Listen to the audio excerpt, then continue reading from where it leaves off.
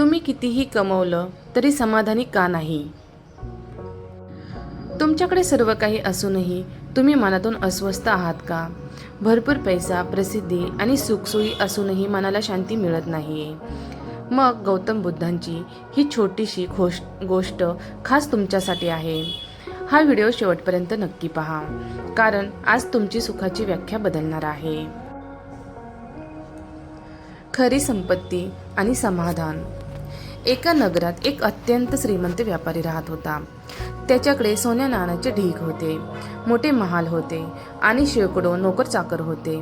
पण एवढं सर्व काही असूनही त्याच्या मनाला शांतता नव्हती. त्याला सतत कसली तरी भीती आणि अस्वस्थता वाटत असे. एके दिवशी त्याला समजले की गौतम बुद्ध त्यांच्या नगरात आले आहेत. तो व्याकुळ होऊन बुद्धांकडे गेला आणि म्हणाला, भगवंत, माझ्याकडे जगातील सर्व ऐश्वर आहे, पण माझ्या मनात शांती नाही. मला सुखी होण्याचा मार्ग सांगा. बुद्ध शांतपणे हसले. त्यांनी त्या व्यापाऱ्याच्या हातात एक रिकामे मातीचे पात्र दिले आणि म्हणाले, हे पात्र घे आणि समोरच्या वस्तीतील त्या छोट्या झोपडीत जा. तिथल्या गृहिणीकडून त्यात थोडे तांदूळ मागून घेऊन ये. पण लक्षात ठेव, तांदूळ अशा घरातून आणायचे आहे जेथे कोणीही दुःखी नसेल. व्यापाऱ्याला वाटले, हे तर खूप सोपे काम आहे. तो तावातावाने त्या झोपडीत गेला.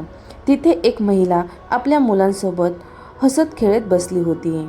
व्यापाऱ्याने तिला विचारले, माई, मला थोडे तांदूळ हवे आहेत, पण अट अशी आहे की तुमच्या घरात काहीही दुःख नसावे.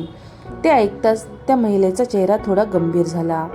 ती म्हणाली, शेठजी, मी तुम्हाला तांदूळ नक्कीच दिले असते, पण या जगात असं एकही घर नाही जिथे दुःख नाही. माझ्याकडे धन दौलत नाही. कधी कधी आम्हाला उपाशीही राहावं लागतं. हे आमचं दुःखच आहे ना. व्यापारी दुसऱ्या घरात गेला. तिथेही तीच परिस्थिती. तिसऱ्या घरात गेला. तिथे कोणीतरी आजारी होते. त्याला समजले की प्रत्येक घरात काही ना काही उणीव आहेच, पण तरीही ती गरीब माणसे एकमेकांशी प्रेमाने वागत होती आणि असलेल्या परिस्थितीत आनंद शोधत होती. तो रिकाम्या हाताने बुद्धांकडे परतला आणि म्हणाला, भगवंत, मला कुठेच असं घर मिळालं नाही जिथे दुःख नाही. बुद्ध अतिशय मृदू आवाजात म्हणाले, हेच तर जीवनाचे सत्य आहे. दुःख हे प्रत्येकाच्या आयुष्यात असते, पण जो माणूस आपल्याकडे काय नाही याचा विचार सोडून जे आहे त्यात समाधान मानतो तोच खरा सुखी असतो. तुझी अस्वस्थता तुझ्या संपत्तीत नाही, तर तुझ्या अधिक मिळवण्याच्या हवसामध्ये आहे.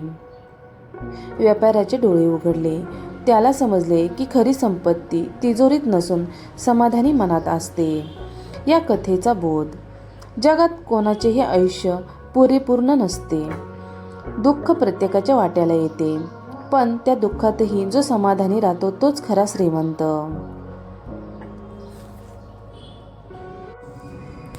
तुमच्या मते खरं सुख कशात आहे?